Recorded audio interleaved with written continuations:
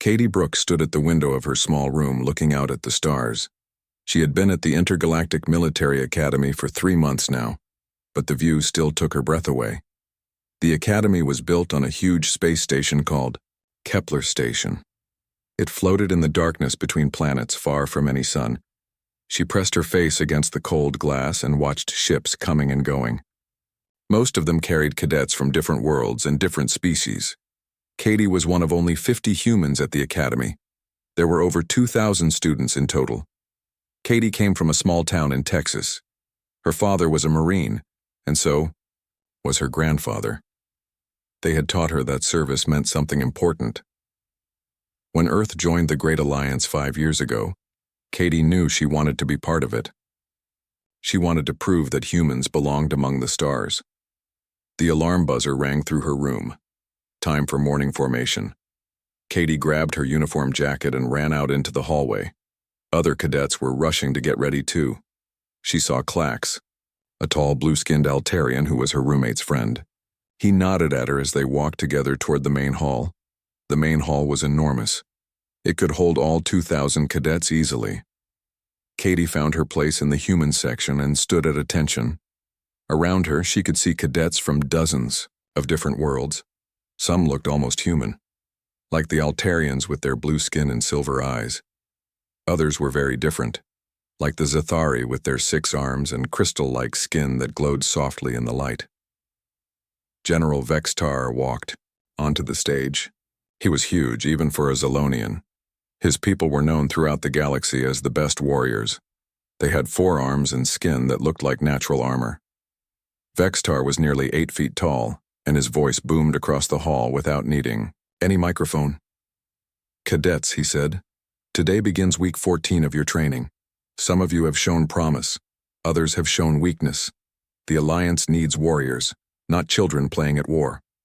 His eyes moved across the crowd and stopped on the human section. Katie felt a chill run down her spine. She had heard the stories about General Vextar. He did not like humans. He thought they were too soft, too emotional, too weak to be real soldiers. "Today's exercise will test your ability to work as a team under pressure," Vextar continued. "You will be divided into mixed squads. Each squad will have cadets from different species. Your mission is to capture and hold a strategic position against enemy forces." Katie's heart beat faster. She loved the tactical exercises, even though they were usually designed to be nearly impossible. The academy instructors believed that failure taught more than success. Katie had learned to think quickly when everything went wrong. After formation, the cadets split up into their assigned squads. Katie found herself with 5 other cadets. There was Dex, a reptilian Zephyrian, who was good with weapons. Nira was a small furry Kavari who could move without making any sound. John was another human, a quiet boy from New York who was excellent with computers. Rocco was a Zathari whose crystal skin could change colors to blend with his surroundings. Finally, there was Yil, a floating gas creature from the spiral arm who could fit through tiny spaces. "All right," Katie said as they gathered in a circle. "Let's talk about our strengths and weaknesses." Dex looked at her with his yellow eyes. "You want to lead us, human?" "I want us to work together," Katie replied. "We all have different abilities. If we use them right, we can win this." Nira's whiskers twitched. "What do you suggest?" Katie had been thinking about this since she heard about the exercise. "Most squads will try to take the position by force. They'll attack head-on with their strongest fighters first. But what if we did something different?" "Like what?" John asked. "We scout first. We learn everything about the enemy position. Then we find the weakness they don't expect us to find. We use surprise instead of strength." Rocco's skin flickered from blue to green. "That sounds like human thinking. Tricky. Is that bad?" Katie asked. "Not bad," Rocco said. "Different." Yil floated higher, his gas form shimmering. Different might work. They spent the next hour planning. Katie listened to each squad member's ideas and tried to build a plan that used everyone's best skills. It was harder than she expected. Each species thought about problems in their own way. Dex wanted to fight with honor and strength. Nira preferred stealth and patience. John wanted to use technology to solve everything. But slowly, a plan came together. They would use Nira's stealth to scout the enemy position. Rocco would use his camouflage to get close and create a distraction. While the enemy was looking at Rocco, Yil would slip through their defenses and disable their communications. Then John would hack their computer systems and Dex would lead a quick strike at their weakest point. "What about you?" Dex asked Katie. "What's your job in this plan?" Katie smiled. "I coordinate. I watch the whole battle and adjust the plan when things go wrong. Because things always go wrong." As they prepared for the exercise, Katie noticed other squads training nearby. Most of them were practicing direct assault tactics. They formed lines and charged at mock positions, using their strongest fighters to break through enemy defenses. One squad was led by a Zolonian cadet named Corks. He was smaller than General Vextar, but still twice Katie's size. Corks was shouting orders at his squad members, making them practice the same attack over and over. "Strength through unity," Corks yelled. "Follow the plan exactly. No changes, no weakness." Katie watched him and wondered if there was room for both approaches in the Alliance. The Zolonian way was powerful and had worked for centuries, but the universe was changing. New enemies, new challenges, new ways of thinking.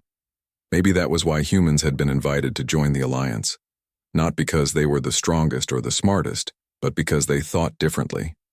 Because they could see solutions that others missed. The exercise alarm sounded. It was time to put their plan to the test. Katie looked at her squad. They came from 5 different worlds with 5 different ways of thinking. But for the next few hours, they would work as one team. They would succeed or fail together. "Ready?" she asked. 5 different voices answered at the same time. "Ready." As they moved toward their starting position, Katie felt a sense of excitement and nervousness. This was what she had come to the academy for. This was her chance to prove that humans deserved their place among the stars. She just hoped her plan would work. The combat simulation began at dawn. Katie's squad moved through the metal corridors of the training facility. The academy had built a complete city inside the space station just for these exercises. It had buildings, streets, and even underground tunnels. Katie crouched behind a wall and watched Nira disappear into the shadows. The small Kavari moved like smoke, silent and invisible. Within minutes, she was back with information about the enemy position. 12 defenders, Nira whispered. Strong fortification. 3 Zolonians, 4 Zathari, 2 Altarians, 2 humans, and 1 Kethka. Katie nodded. The enemy squad was bigger than theirs, and they had chosen the high ground in a concrete building. Most academy exercises were designed this way. The defenders always had advantages. The attackers had to be smarter. "John, can you access their communication system from here?" Katie asked. The quiet boy from New York pulled out his portable computer. His fingers moved quickly across the keys. "Not yet. I need to get closer. Maybe 50 meters. Rocco, once. You're in position. How long can you hold their attention?" The Zathari's skin shifted from gray to brown, matching the wall behind him. 5 minutes, maybe 10 if they're really confused. Katie looked at her watch. The exercise had a time limit. They had 4 hours to complete their mission or they would fail automatically. Most squads would have already started their attack by now. "Yil, you remember the building plans we studied?" The gas creature shimmered. "Yes. Air vents connect to their command room. I can reach their computers in 3 minutes once I start moving." Katie felt a flutter of nervousness in her stomach. Her plan was complicated. If any part failed, the whole thing would fall apart. But simple plans often failed. 2, especially against smart defenders. "Let's do this," she said. They moved like shadows through the training city. Katie watched from a hidden position as her squad took their places. This was the hardest part for her. She had to trust her teammates to do their jobs while she coordinated everything. Rocco reached his position first. His skin changed to match the building he was hiding behind. Then he began his distraction. He threw small rocks at different windows, making noise that sounded like attackers coming from 3 directions at once. The defenders reacted exactly as Katie hoped. They spread out to cover multiple approaches. Their formation became weaker. Yil floated toward the building, his gas form almost invisible in the morning light. At the same time, John crawled closer with his computer equipment. "I'm in their system," John whispered through his radio. "Downloading their defense plans now." Katie smiled. The enemy squad was good, but they were following standard defensive procedures. Katie had studied those procedures for months. She knew how they would react to different threats. "Nira, move to position 3. Dex, get ready for the main attack. Wait for my signal." Everything was working perfectly. Too perfectly. Katie felt worried. In her experience, when military plans worked perfectly, something was about to go very wrong. That's when the alarm sounded. Not the exercise alarm, but the emergency alert that meant instructors were coming to observe. General Vextar's voice boomed across the training facility. "All squads hold positions, evaluation in progress." Katie's heart sank. Being observed during an exercise was usually bad news. It meant the instructors thought something unusual was happening, something worth watching. Through her binoculars, Katie saw General Vextar and 3 other instructors walking into the training area. They were heading straight toward the building her squad was attacking. "Continue mission," Vextar announced. "Pretend we are not here." Katie knew that was impossible. Everyone would be nervous with the instructors watching. But they had come too far to stop now. "All units continue as planned," she whispered into her radio. Yil reached the building's air system and disappeared inside. Rocco kept making distractions, his skin changing colors to confuse the defenders even more. John finished downloading the enemy plans and started hacking their communication system. "Their radios are down," John reported. "They can't coordinate anymore." Katie looked at her watch. It was time for the main attack. "Dex, go now. Nira, support him from the east side." The Zephyrian warrior charged toward the building with his weapon ready. But instead of attacking the front door like the defenders expected, he went to the weak point that John had found in their downloaded plans. A service entrance that was only lightly defended. At the same time, Nira appeared behind 2 defenders, who had been watching for the main attack. They never saw her coming. Within 10 minutes, Katie's squad had captured the building and completed their mission. The enemy squad surrendered, looking confused about how they had lost so quickly. Katie felt proud as her squad gathered together. They had worked as a perfect team. Every member had used their special abilities to make the plan work. But when she looked at General Vextar, her pride turned to worry. The huge Zilonian was not smiling. His forearms were crossed and his face showed anger. "Cadet Brooks," Vextar called out. "Approach." Katie walked toward the general, trying to keep her shoulders straight and her head high. Around her, other cadets from both squads stopped talking and watched. "Explain your tactics," Vextar demanded. Katie took a deep breath. "Sir, we used reconnaissance to identify enemy weaknesses. Then we coordinated simultaneous attacks on multiple fronts to divide their attention and exploit their vulnerabilities." General Vextar's eyes narrowed. "You used trickery. You avoided honorable combat. You won through deception rather than strength." "Sir, we completed the mission with 0 casualties and minimal time," Katie replied. "We used the abilities of our diverse squad to achieve victory." "Diverse?" Vextar repeated the word like it tasted bad. "You mean mixed, contaminated. A real military unit has unity of purpose, unity of method, unity of species." Katie felt her cheeks burn with anger, but she kept her voice steady. "Sir, our squad worked together effectively. Each member contributed according to their abilities." "Human abilities," Vextar said loudly, making sure everyone could hear. "Sneaking, hiding, lying, cheating. These are not warrior skills. These are the skills of prey animals trying to survive." The other instructors looked uncomfortable.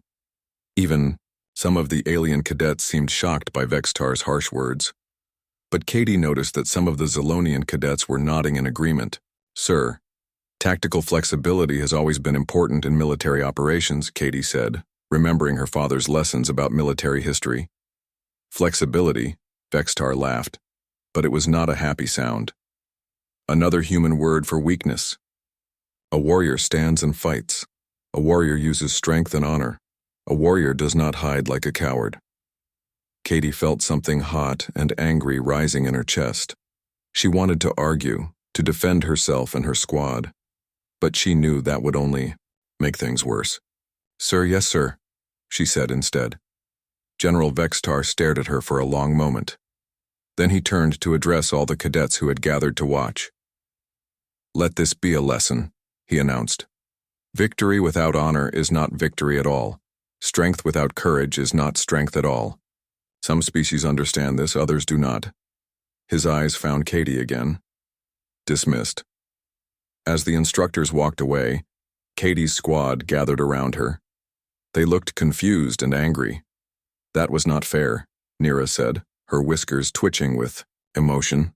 "We won," Dex added. "We completed the mission perfectly." Katie nodded, but she felt the weight of something heavy settling on her shoulders. She had come to the academy to prove that humans belonged here. Instead, she seemed to be proving the opposite. Around them, other cadets were talking in small groups. Some looked at Katie with respect, impressed by her squad's victory. Others looked at her with suspicion, as if General Vexitar's words had planted seeds of doubt. Katie realized that this was bigger than just one exercise. This was about whether humans would be accepted as equals in the Alliance, or whether they would always be seen as the weak newcomers who didn't belong. The battle for respect had just begun. 3 weeks passed after the combat simulation. Katie noticed changes in how other cadets treated her. Some alien students came to ask her questions about tactics and strategy. They seemed curious about human ways of thinking, but others avoided her completely. They whispered when she walked by. The human cadets looked to Katie for leadership now. They felt the growing tension too. In the dining hall, humans and aliens sat at separate tables more often. During training exercises, some alien cadets refused to work with human partners. General Vextar made things worse with his daily comments. He never attacked humans directly, but his meaning was always clear. He talked about the importance of honor in battle. He praised cadets who used strength and direct attacks. He criticized anyone who used what he called questionable methods. Katie tried to focus on her studies and training. She worked harder than ever, hoping to prove herself through excellence. But she felt the weight of representing all humans at the academy. Every mistake she made seemed to confirm what critics already believed. Commander Zara, an Altarian instructor with silver hair and kind eyes, called Katie to her office one afternoon. Zara taught strategic planning and had always been fair to all cadets regardless of their species. "Sit down, Katie," Zara said gently. "How are you feeling?" Katie sat in the chair across from the commander's desk. "Fine, ma'am. Ready for training." Zara smiled sadly. "You don't have to pretend with me. I know what's been happening. I see how some cadets treat you now." Katie felt her shoulders relax slightly. It was good to have someone who understood. "It's not just me, ma'am. All the human cadets are feeling it. Some aliens think we don't belong here." "General Vextar has strong opinions," Zara said carefully. "His people have led Alliance military operations for 3 centuries. Change is difficult for them." "Is he right?" Katie asked suddenly. "Are we too different, too weak?" Commander Zara leaned forward. "Katie, I have worked with many species over my career. Each one brings something valuable to the Alliance. Humans bring creativity, adaptability, and the ability to see problems from new angles. These are not weaknesses." Katie felt better hearing this, but she also felt scared. What if we can't prove it? What if they decide humans should be removed from the academy? "That won't happen," Zara said firmly. "But I want you to be careful. General Vextar sees your success as a challenge to his beliefs. He may try to provoke you into making a mistake." The warning came just in time. The next day, the academy announced the grand exercise. This was the biggest test of the year. All final year cadets would participate in a massive war game that would determine their graduation rankings and military assignments. Katie was assigned to lead a mixed unit of 12 cadets. 6 were human, and 6 were from different alien species. Looking at the assignment list, Katie realized this was not random. Someone had deliberately created the most challenging leadership situation possible. Her unit included some of the best cadets from each species, but also some of the most difficult personalities. There was Quarks, the Zilonian who believed in direct attack methods. There was Vex, a Zithari who thought humans were inferior. There was also Lynn, a human from California who questioned every order, and Drac, a Keth Ka who preferred to work alone. The mission briefing took place in the main auditorium. General Vextar stood at the front explaining the exercise to all 500 participating cadets. "You will assault and capture the Central Command Complex," Vextar announced. "The facility is defended by automated systems and instructor-controlled enemy forces. You must work as coordinated units to achieve victory." He paused and looked directly at the section where Katie's unit was sitting. "This exercise will test your ability to lead and follow in the most challenging conditions. Some of you will succeed through strength and proper military discipline. Others will fail because they lack these essential qualities." Katie felt her cheeks burn, but she kept her expression neutral. Around her, she noticed other cadets looking in her direction. Everyone knew Vexitar was talking about her. After the briefing, Katie gathered her unit in a private training room. The 12 cadets sat in a circle, but she could see the divisions immediately. The aliens sat on one side, the humans on the other. Nobody was talking. "All right," Katie said. "Let's start by sharing what we each do best." Quarks, the Zilonian, spoke. "First, I am trained in direct assault tactics. My people have perfected these methods over centuries of warfare." Vex, the Zithari, made his skin flash red. "My species excels at infiltration and sabotage. We can become invisible when needed." One by one, each cadet described their abilities. Katie listened carefully, trying to see how all these different skills could work together. But she could also hear the tension in their voices. Nobody trusted each other yet. Lynn, the human from California, challenged every suggestion Katie made. "Why should we follow your plan? What makes you think you know better than everyone else?" Drac, the silent Kethka, simply stared at Katie with his large black eyes. His species communicated more through telepathy than speech, which made him hard to read. Katie spent hours trying to build a plan that used everyone's strengths. But every suggestion led to arguments. The aliens wanted to use proven military tactics. The humans wanted more flexibility and creativity. Nobody wanted to compromise. As the days passed, Katie watched other units training together smoothly. Their leaders seemed to have no trouble getting their cadets to work as teams. Katie began to wonder if she was really leadership material, or if General Vextar was right about humans. The night before the grand exercise, Katie couldn't sleep. She walked to the observation deck and looked out at the stars. The same view that had inspired her 3 months ago now seemed cold and distant. "Having doubts?" a voice said behind her. Katie turned to see Commander Zara approaching. The Altarian instructor looked tired but kind. "I don't know if I can do this," Katie admitted. "My unit barely talks to each other. Half of them don't trust me, and the other half question everything I say." Zara stood beside her at the window. "Do you know why I became an instructor here?" Katie shook her head. "I was once like you," Zara said. "The first Altarian to attend an off-world military academy. Everyone expected me to fail. My own people thought I was wasting my time trying to learn alien ways of warfare. What happened? I almost quit 3 times. Zara laughed softly. But each time, I remembered that I wasn't just representing myself. I was opening a door for others to follow. Sometimes being first means being willing to fail publicly so others can succeed privately. Katie thought about this. What if I do fail tomorrow? Then you fail honestly, using your best judgment and your natural abilities, Zara said. But Katie, I don't think you will fail. I think you will surprise everyone, including yourself. The morning of the grand exercise arrived gray and cold. Katie's unit gathered at their starting position, still looking like 2 separate groups rather than one team. Katie could see General Vexitar watching from the observation platform above the training ground. Katie looked at her 12 cadets and made a decision. Instead of trying to force them to work together, she would trust them to choose cooperation when they saw its value. "Listen," she said quietly. "I know we haven't had time to build trust. I know some of you think I'm too young, too human, or too different to lead this unit. You might be right." Several cadets looked surprised by her honesty. "But for the next 6 hours, we're all we have," Katie continued.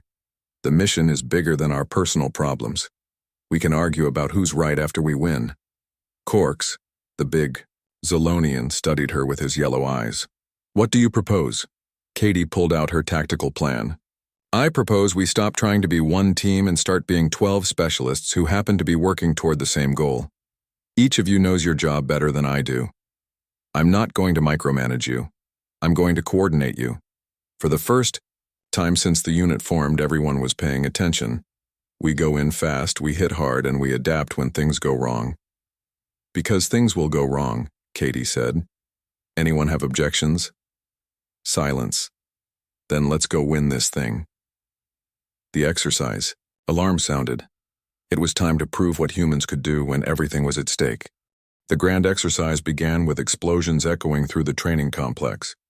Katie's unit moved quickly through the outer defenses, using the plan she had outlined that morning. For the first time since forming the unit, her cadets were working together smoothly. Vex, the Zithari, used his camouflage abilities to scout ahead while remaining invisible.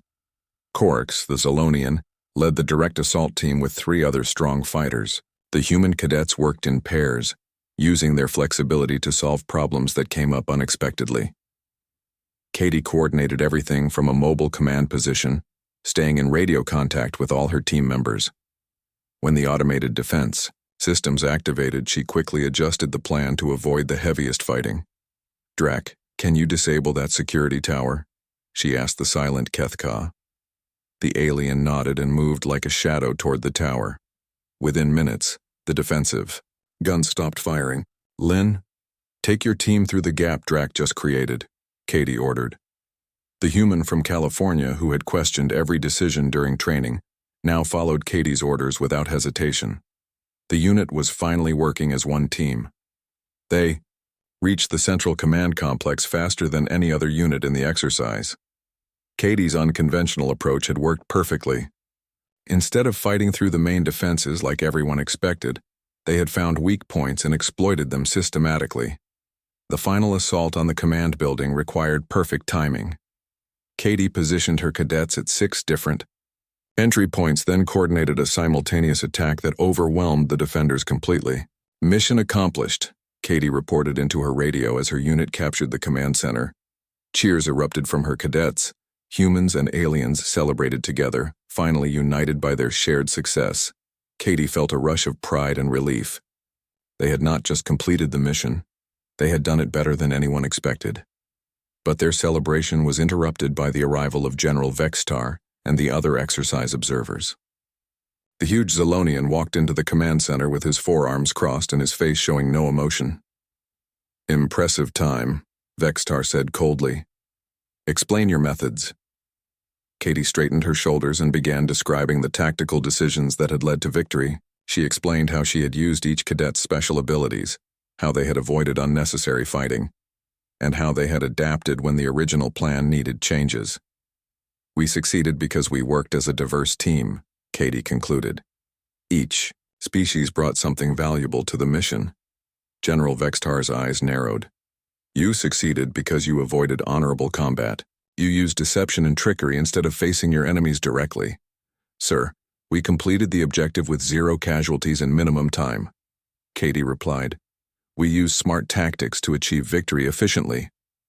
"Smart tactics," Vextar repeated, his voice getting louder. "Another way of saying cowardly tactics, another way of saying human tactics." Katie felt her unit members shifting uncomfortably behind her. The other exercise observers looked surprised by Vextar's harsh tone, but the general continued his attack. "You think you are clever, Cadet Brooks. You think your species has something special to offer the Alliance. But what you offer is contamination. You offer weakness disguised as strategy." "Sir, our methods were effective and achieved the mission goals," Katie said, trying to keep her voice steady. Vextar stepped closer, to her, using his full height to intimidate. Your methods are the methods of prey animals. Hiding, sneaking, running away from real fights. These are not the qualities of warriors. Katie's hands clenched into fists, but she kept them at her sides.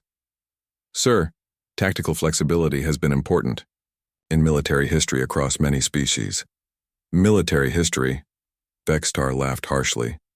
Human military history is a record of weakness. Your species fights by avoiding battle, by using machines instead of courage, by striking from behind instead of facing enemies with honor. The other cadets in Katie's unit were getting angry now. She could see Corks, the Zolonian, looking uncomfortable with his general's words. Even some of the alien observers seemed shocked by the personal attack. Sir, humans have served with distinction in Alliance operations, Katie said firmly. Served, Vextar spat. Like servants serve their masters, like pets serve their owners. Humans were given a place in the Alliance out of pity, not respect. Katie felt something hot and dangerous rising in her chest. General Vextar was not just attacking her tactics or her performance. He was attacking her entire species, her right to exist as an equal member of the galactic community. The Alliance Charter guarantees equal treatment for all member species, Katie said, her voice harder now. The Charter, Vextar said, moving even closer. Written by politicians, not warriors. The galaxy would be stronger without weak species dragging down the strong ones. The room fell completely silent. Everyone knew that Vextar had crossed a line. He was not just criticizing tactics anymore. He was questioning the basic principles that held the Alliance together. Katie stood her ground, looking up at the massive alien towering over her. Sir, I disagree with your assessment. You disagree, Vextar said, his voice becoming dangerous. A human cadet disagrees with a general who has fought in more battles than your species has even recorded. Katie knew she should back down. She knew she should apologize and try to end the confrontation, but something inside her refused to be intimidated anymore. Sir, experience in battle does not automatically make someone right about everything. The words hung in the air like a challenge. General Vextar's 4 arms tensed, and his armored skin seemed to darken with anger. Around them, cadets and instructors watched in stunned silence. You dare question my authority? Vextar roared. You dare challenge me in front of these cadets? Sir, I am simply stating my opinion as requested during the mission debrief, Katie replied. But her heart was beating so fast she could hear it in her ears. General Vextar raised himself to his full height, spreading his 4 arms in the traditional Zolonian dominance display. It was a gesture designed to make other species submit immediately through fear and intimidation. Katie had seen this display before in her xenobiology classes. She knew what it meant, and she knew what response was expected. She was supposed to lower her eyes, step back, and show submission to the superior being. Instead, she stood perfectly still and looked directly into Vextar's eyes. Submit, Vextar commanded, his voice echoing through the room. Katie did not move. The general's anger reached a boiling point. In his mind, this small human had not only questioned his authority and insulted his military expertise, but now she was refusing to show proper respect for a superior species. In one swift motion, General Vextar brought his right arm across in a powerful slap aimed at Katie's face. It was meant to be a lesson, a demonstration of proper hierarchy, a reminder of who had real power. The sound of the impact echoed through the silent room like a gunshot. But what happened next shocked everyone, including General Vextar himself. Katie's response was immediate and instinctive. Years of martial arts training combined with reflexes honed by human evolution kicked in automatically. As Vextar's arm completed its swing, Katie's hands moved faster than thought. She caught his wrist with both hands and twisted her body in a perfect joint lock. The move was designed to control an attacker by applying pressure to joints that could not resist the force. The sound of breaking chitin filled the room as General Vextar's wrist snapped under pressure. It was never designed to withstand. The massive Zolonian let out a roar of pain and shock as he dropped to one knee, his dominant presence completely shattered. Katie held the lock for exactly 2 seconds, then released his wrist and stepped back. She maintained perfect military posture despite the chaos she had just created. General Vextar knelt on the floor, cradling his broken wrist and staring at Katie with a mixture of pain, shock, and something that might have been fear. The entire room stood frozen in absolute silence. Nobody moved, nobody spoke. Nobody even seemed to breathe. The small human cadet had just broken the wrist of the most feared military instructor in the galaxy, in front of hundreds of witnesses, in less than 3 seconds. Katie looked down at the general, then around at the stunned faces of her fellow cadets and the exercise observers. "Sir," she said quietly, "I believe this concludes the mission debrief." The medical team arrived within 5 minutes. They carefully helped General Vextar to his feet and supported his broken wrist with a temporary brace. The huge Zilonian's face showed pain and embarrassment as he was led away from the training complex. Katie stood exactly where she had been when the incident happened. She knew that moving or speaking might make things worse. Around her, cadets whispered in small groups, their voices filled with shock and excitement. "All cadets return to quarters immediately," Commander Zara announced. "Exercise observers report to the main conference room." As the crowd dispersed, Zara approached Katie. The Altarian instructor's expression was serious but not angry. "Katie, you need to come with me," Zara said quietly. "There will be an investigation." Katie nodded. She had expected this. Striking a superior officer was one of the most serious crimes in military law, even if it happened in self-defense. The next 3 days were the longest of Katie's life. She was confined to her quarters while investigators interviewed witnesses and reviewed security footage. Other cadets brought her food and whispered updates about what was happening in the rest of the academy.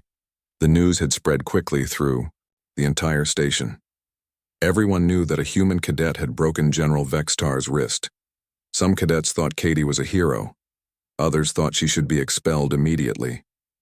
The human cadets were especially nervous, wondering if Katie's actions would hurt all their chances at the academy. On the 4th day, Katie was called to appear before a formal military tribunal. 5 senior officers from different species sat behind a long table in the academy's main courtroom. Katie recognized Admiral Chen, a human who commanded the Alliance 3rd Fleet, and General Corax, a Zilonian who was even larger than Vextar. "Cadet Brooks," Admiral Chen began, "you are accused of assaulting a superior officer. How do you plead?" Katie stood at attention. "Not guilty, sir. I acted in self-defense when General Vextar struck me without provocation." "General Vextar claims he was administering appropriate discipline for insubordination," General Corax said, his voice rumbling like distant thunder. "Sir, striking a cadet is not appropriate discipline under Alliance military regulations," Katie replied. Admiral Chen activated a holographic projector. "We have reviewed all security footage of the incident. The tribunal will now examine the evidence." The hologram showed the entire confrontation from multiple angles. Katie watched herself arguing with General Vextar, saw his dominance display, witnessed her refusal to submit, and then saw the moment when he slapped her. But the cameras had captured something else that surprised everyone. The footage showed Katie's response in slow motion, revealing details that had been too fast to see in real time. "Pause playback," Admiral Chen ordered. "Cadet Brooks, explain what we are seeing here." Katie looked at the frozen hologram. It showed her hands grabbing Vextar's wrist at the exact moment of impact. "Sir, I executed a defensive joint lock to stop the attack and protect myself from further harm. The medical report shows that General Vextar's wrist was broken in 3 places," General Corax said. "That seems excessive for self-defense." Katie took a deep breath. "Sir, I used exactly the minimum force necessary to stop the threat. The joint lock was applied for 2 seconds and then released immediately." One of the other tribunal members, a silver-skinned Altarian, leaned forward. "Cadet Brooks, could you have caused more damage if you had chosen to?" Katie hesitated. She knew this was an important question. "Yes, sir. The technique I used could have shattered his entire arm or caused permanent nerve damage. I applied only enough pressure to break his grip and stop his attack." The tribunal members looked at each other with surprise. Admiral Chen activated another section of the recording. "This footage shows the 18 seconds before General Vextar struck you," Chen said. "During this time, he made increasingly personal attacks on you and your species. At what point did you feel threatened?" Katie watched the recording carefully. "Sir, I felt verbally threatened throughout the confrontation, but I did not feel physically threatened until General Vextar assumed the dominance posture and commanded me to submit." "Why did you refuse to submit?" General Corax asked. Katie looked directly at the huge Zolonian officer. "Sir, submitting to intimidation would have confirmed General Vextar's belief that humans are weak and do not deserve equal treatment in the Alliance. I could not represent my species that way." The tribunal spent 2 hours reviewing evidence and questioning witnesses. Katie's unit members testified about the successful mission and the unfair criticism that followed. Other instructors described the pattern of discrimination they had observed. Commander Zara testified about conversations she had witnessed between General Vextar and other officers, conversations where he had argued that humans should be removed from the academy entirely. Finally, the tribunal called for a recess to deliberate. Katie waited in a small room with Admiral Chen, who had requested a private conversation. "Off the record," Chen said. "How are you feeling about all this?" Katie thought carefully before answering. "Sir, I wish it had never happened, but I'm not sorry for defending myself or standing up for my species." Chen nodded. "Katie, what happened in that room has changed everything. The entire Alliance is talking about it. Some species are questioning whether they really understand human capabilities." "Is that good or bad, sir?" "That remains to be seen," Chen said. "But I want you to know that regardless of this tribunal's decision, you have already accomplished something important. You have forced the Alliance to confront its own prejudices." The tribunal reconvened after 2 hours. Admiral Chen, read the decision. "After careful review of all evidence, this tribunal finds Cadet Katie Brooks not guilty of assaulting a superior officer. The evidence clearly shows that General Vextar initiated physical contact without justification, and Cadet Brooks responded with appropriate and measured self-defense." Katie felt her knees go weak with relief. "However," Chen continued, "this incident has revealed serious problems within the Academy's command structure. General Vextar will face court-martial for assault, conduct unbecoming an officer, and violation of Alliance equality statutes." General Corax stood up, his massive frame filling the room. "Cadet Brooks, this tribunal also wishes to commend your restraint during the incident. Analysis shows that you could have caused much more severe injury, but chose not to. This demonstrates the kind of controlled response we expect from Alliance officers. Over the following weeks, the changes at the Academy were dramatic. General Vextar was found guilty at his court-martial and dismissed from service. New policies were implemented to prevent discrimination based on species. Instructors received training on Alliance equality principles. Katie became something of a celebrity among the cadets, but she tried to stay focused on her studies. She knew that the real test would be proving herself as an officer in the fleet. The day before graduation, Commander Zara found Katie at her favorite spot by the observation window. "How do you feel about everything that's happened?" Zara asked. Katie looked out at the stars. "I came here to prove that humans deserve to be in the Alliance. I never wanted to prove it by breaking someone's wrist. Sometimes history forces us into moments we never chose," Zara said gently.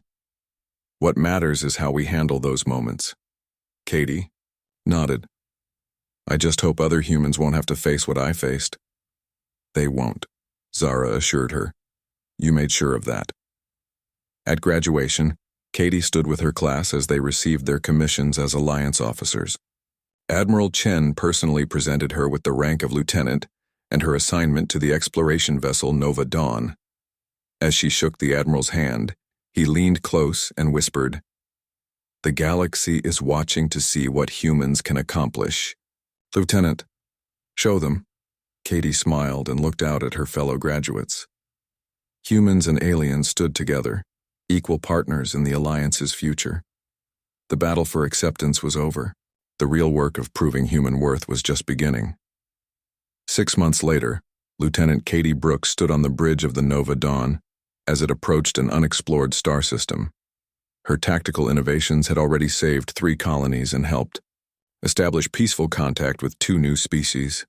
The small-town girl from Texas had become exactly what she always wanted to be, a soldier among the stars, respected by allies and feared by enemies, representing the best of what humanity could offer to the galaxy.